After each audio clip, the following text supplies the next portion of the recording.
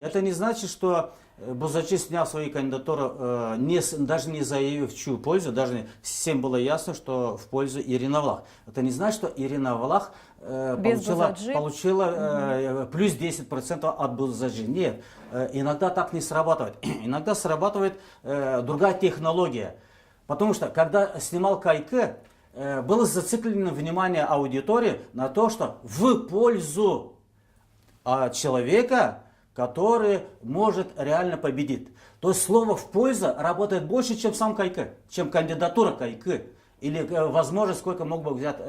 В пользу кого-то она работает больше. Понимаете? И когда я говорил, что Россия взяла быка за рога, вы могли бы меня посчитать спойлером Путина. Потому что я сказал, что Путин станет следующим Путин Башканом. не был кандидатом предвыборной. Я что заявил вам? Следующим Башканом в Гагаузии станет Владимир Владимирович Путин.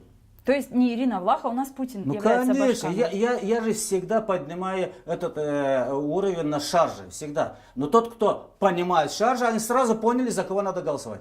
Ну, Россия так мощно поддержала Ирину Влах, значит, естественно, что я сказал про Ирину Влах. Хорошо, у меня такой вопрос.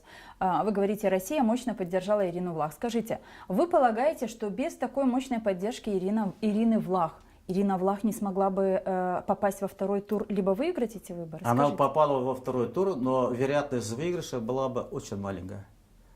Очень маленькая. Почему вы так думаете? Потому что не хватило бы у нее ресурсов и денег, и артистов. Не хватило бы у нее всего то, что было. Мы знаем, что было.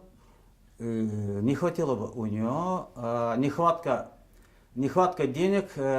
2 раза Дудогло проиграл из-за нехватки денег на башкирских выборах. Во втором туре Дудогло 2 раза проиграл из-за нехватки денег. Вернемся к Дудогло, но хочу продолжить. А ежели бы партия социалистов не поддержала бы Ирину Влах, Ирина Влах намного меньше взяла бы на выборах? Да, взяла бы намного меньше. Вот почему? Потому что свежее предание еще было. Партия социалистов была на первом месте в парламентских выборах, это месяца 2,5 назад. И опять же партию социалистов поддержала Россия. И на тот момент Гагаузия дала 57% именно партии социалистов. Не Додона, партии социалистов. Потому что направленность была российская, федерализация, 2 государственных языка и так далее. И она еще была свежа, сама тенденция еще была свежа. Поэтому народ еще продолжал верить в партии социалистов. Поэтому здесь наложились несколько векторов. Партия социалистов раз, российский вектор два, усилил.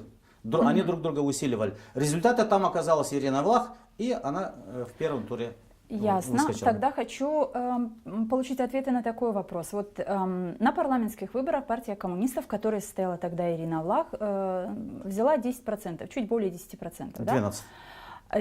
Да? На этих выборах Ирина Влах при помощи, вы говорите, мощной поддержки России, при поддержке партии социалистов взяла 51%.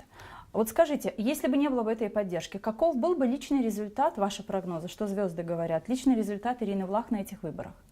Если бы не было поддержки России и Додона. Они бы, я изначально еще год назад еще прогнозировал ситуацию. Ирина Влах берет 40%, Николай Дудогло или кто следующий второй 20%. И потом летом я повторил свои прогнозы, летом прошлого года я повторил свои прогнозы. 40 Ирина Влах, 20 Николай Дудогло. А во втором туре вопрос уже будет решаться. То есть я сейчас, придерживаясь и отвечая на ваш вопрос, говорю, что она бы взяла бы свои 40%.